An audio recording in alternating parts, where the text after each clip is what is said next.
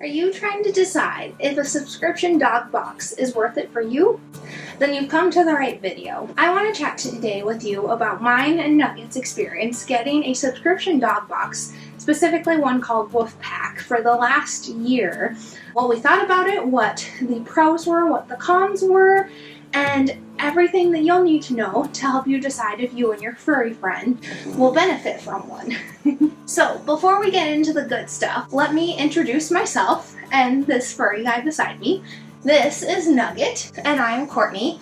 We are your average dog-loving household who want to share our experiences with you to help you and your dog-loving household. If you find this information helpful at all or enjoy it, please consider subscribing and liking the video. In this video, we're going to be discussing some differences between the subscription dog boxes per company, what we thought of the one we got, the pros and the cons, and whether or not we think it is worth it for you to invest in a doggy subscription box.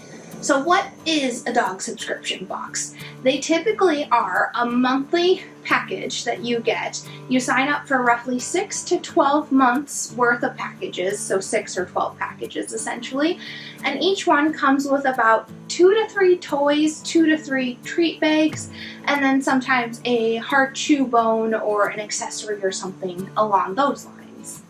There are different kinds of subscription dog boxes. So say your dog is what they like to call a super chewer or somebody who's really rough on toys. A lot of dog companies have what they call super chewer dog boxes, and so those tend to not have the stuffies in them. Instead, they have more of the rubber toys and the toys that are very hard and meant for dogs to be able to chew on for a long time without completely destroying them.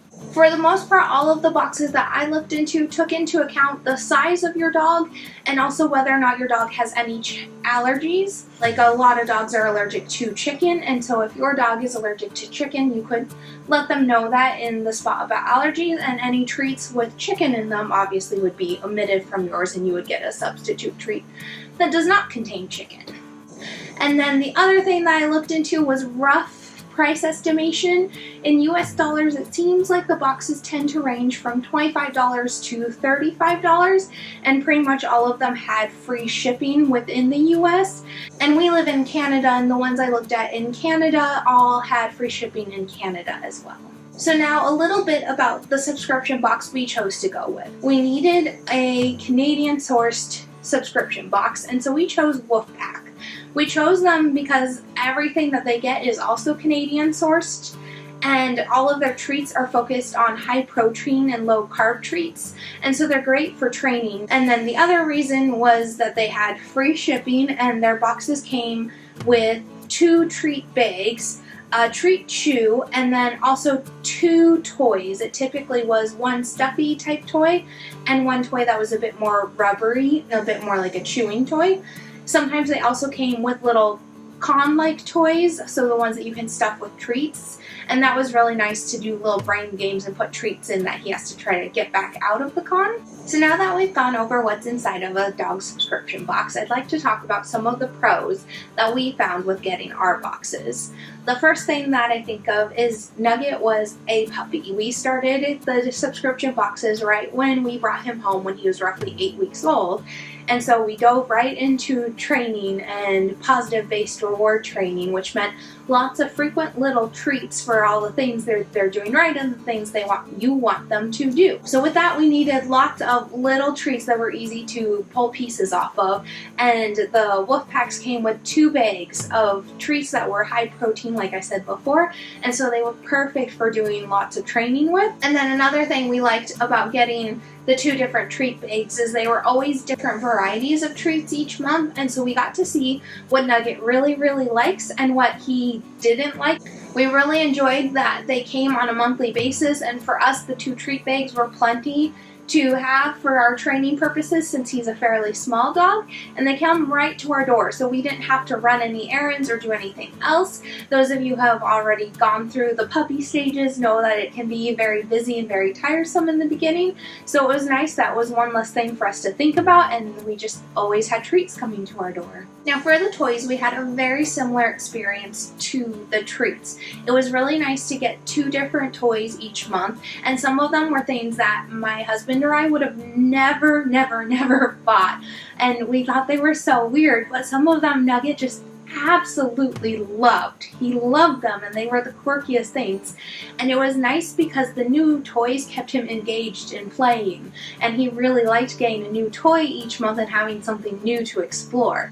Another factor about the dog boxes that we really liked is getting everything in the subscription box was definitely cheaper than us going out to the pet store and buying these things individually ourselves.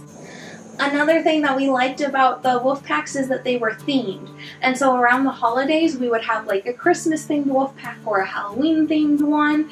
And then, of course, since we live in Canada, around the Stanley Cup, we got a hockey themed Woof pack, which was super cute. I'll have to post a photo of it for you. So if you can't tell, overall, we absolutely loved getting the subscription dog boxes, but there are some cons to consider, and I do want to discuss those with you. The first con that comes to mind, and this is in particular to our subscription box and other subscription box that have this, is the hard chew bone or the hard chew toys.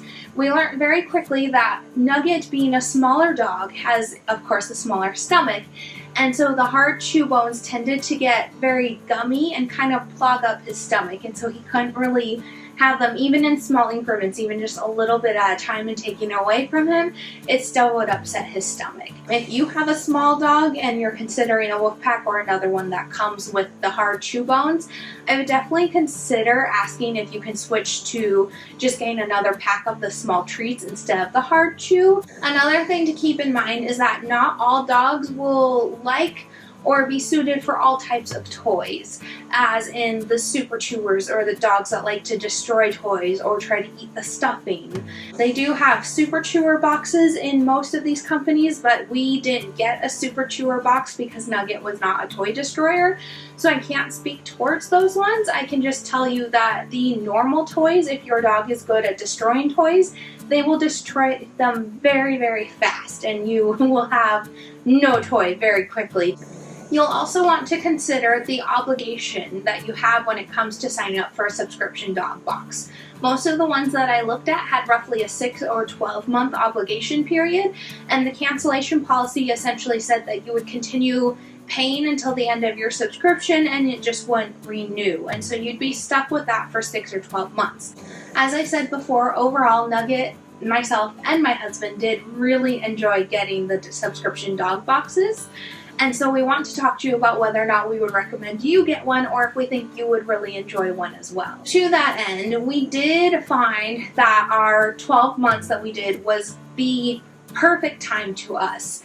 By that point in time, Nugget was a little bit over a year old and had figured out some of his commands very well, and we were beginning to wean treats and to start doing commands without a treat reward at the end. And so we weren't using nearly as many treats by the end of our subscription boxes as we were in the beginning. And so that meant we weren't going through them as fast, and we didn't need 2 whole bags of them every month. Another thing is, as I said earlier, Nugget isn't really a destroyer of toys. He doesn't tear them apart very quickly. And so we'd accumulated quite a bit of toys over the last year or so. And so we didn't really need 2 more toys coming in each month. He already had a huge box of toys. We felt like we were outgrowing it a little bit, is how I would say it. And so with that, my opinion is that if you are somebody who is bringing home a new dog, whether it's a new puppy or a new foster or new adoption, then a dog subscription box would probably be a great benefit to you, and you'd probably get a lot of rewards from it because you would get all the treats for training and all the new toys and the experience of figuring out what they like and dislike.